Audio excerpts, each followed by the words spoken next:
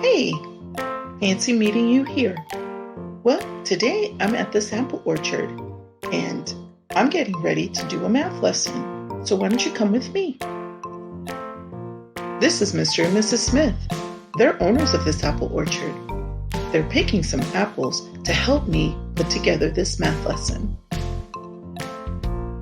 At the end of this lesson, you'll be able to say, I can describe parts in groups of 6. Wow, they look delicious. I wonder how many apples we have. There's so many different ways that we can organize these apples, and we're going to use a mathematical tool called the number bond to help us. A number bond is a mathematical tool that represents the relationship between the total and both of its parts. For instance, let's take the apples that Mr. and Mrs. Smith picked. Can you see a different way to organize it? Did someone say by color? Absolutely. Let's see how many red apples we have compared to apples that are not red. So, how many red apples do we have? That's correct, 2. So we'll put 2 in that first circle to represent the first part. Now, how many apples are not red?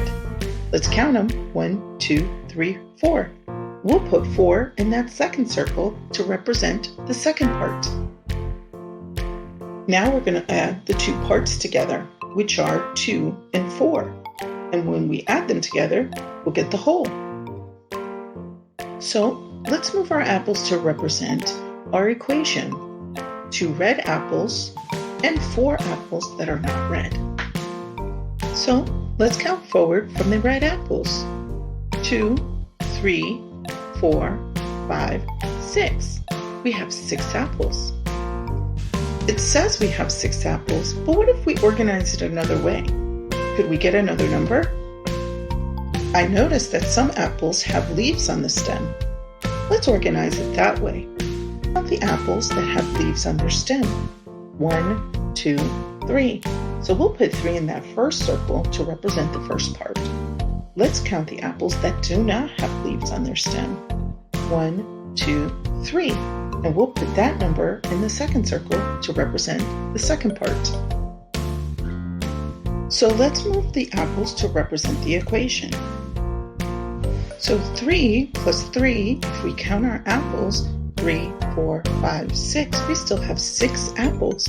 And now you can describe parts of 6.